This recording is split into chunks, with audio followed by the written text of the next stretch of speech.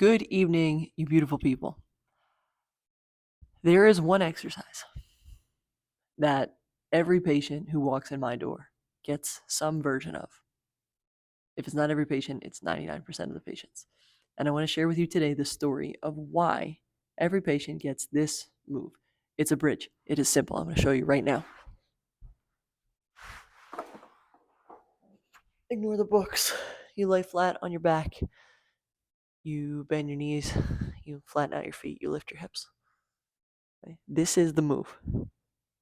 Okay, and I'm going to paint you a picture of why this move is so important. I'm wearing pants right now.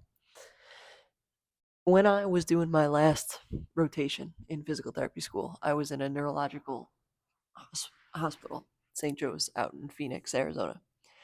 And we'd saw folks who had traumatic brain injuries and strokes and spinal surgeries and all kinds of things that they ended up in that hospital for.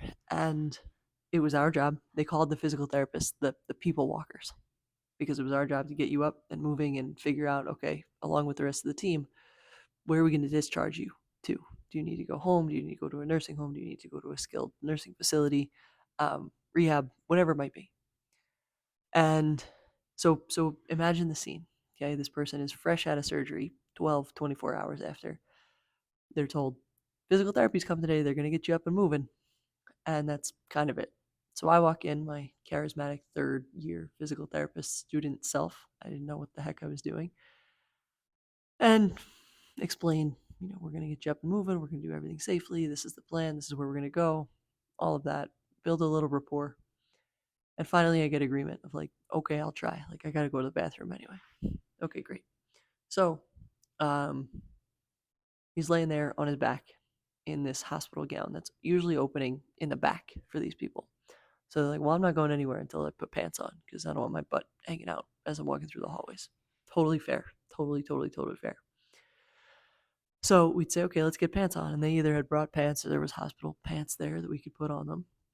And so we'd start, me and my clinical instructor, we'd put a leg in either pant and we were able to slide it up just till their butt. Okay? You get to know these people real fast. Just till their butt. And we'd hit their butt muscles and then we'd say, okay, we got to lift your hips so we can shimmy them up the rest of the way up to your waist. So they'd bend their knees and they'd push through their feet, and 50% of them could lift their butt like more than an inch.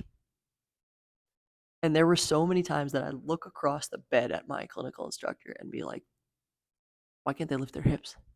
Like, this is difficult for us. This is embarrassing for them, and this is really eye-opening to their family who's here. Because right now, mom, dad, grandma, and grandpa, sister, brother, aunt, whoever, cannot get their pants on while laying in a hospital bed. It was nauseating how often this would occur. And I remembered the conversations that I had with my clinical instructor, who was awesome after that, were like multifactorial. Okay. Number one, they just had a surgery. Their body's in like high alert, high response mode. Asking it to learn a new motor skill, probably not the best time right now, post operatively. Okay. So if they've never done this before, their body's saying, like, please don't make us learn a new thing that might hurt us or aggravate the thing we just had done. Totally normal physiological response. Okay. The second reason might be they were capable of performing it, but their glutes were too weak or their core was too weak to generate any kind of movement. Right? They might have been overweight. They certainly had weakness in their core and in their glute muscles, so they were no match for gravity and lifting those hips to be able to slide the pants up. Right? Now, the third reason was they might have been in like a good state of healing. They might have had the strength, but they'd never done that move before. So while they're scared, now they need to execute this new thing in a matter of minutes, right? They've never done it before. So they might have had some weakness. They might have had some fear going into the situation. And now they're just not able to do it. Okay? And then the fourth thing is the range of motion stunk. Now, I don't think it's a coincidence that a lot of these folks who had strokes and traumatic brain injuries and spinal surgeries were probably chronic sitters, right? And it's not necessarily the volume that we sit, because there's good research out now that says we sit about the same amount of time as like the hunter-gatherer communities that still exist.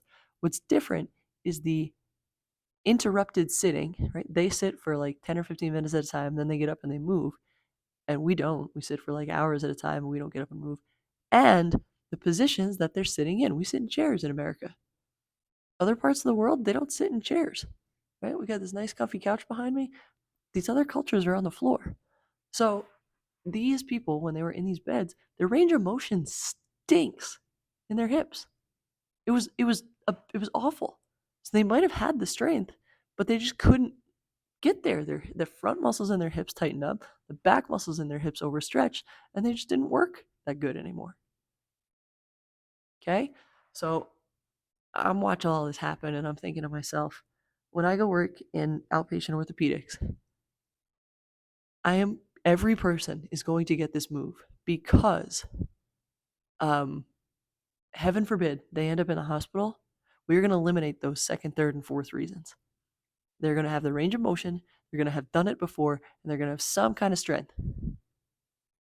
If they can't do it, it's because like their surgery interrupted the patterns that make that movement happen. Not because they were too weak, not because they were overweight, not because they didn't have the range of motion, because like they had an actual surgery that interfered with that thing. Okay, so that's been my mission. That's why I'm sharing this with you today. I am certain that I have shared the bridge with you in this newsletter before. It is coming back. It is that important. Okay, the world's greatest stretch is the world's greatest stretch for a reason. This strengthening move, the one singular thing that I will make sure that every patient of mine is able to do. Because heaven forbid something happens to you. You are going to be prepared for it as best we could possibly prepare for it to recover from whatever that thing was. Okay? So that's it for today. I appreciate you. Thank you for spending your time, energy, attention, all of those good things, your most valuable assets with me. I really, truly appreciate it. In this world of content and information overload, the fact that you trust me and listen to me, I take it really seriously. So if there's anything you have that you want me to cover, tell me, and go make it a great week. Okay? Keep moving.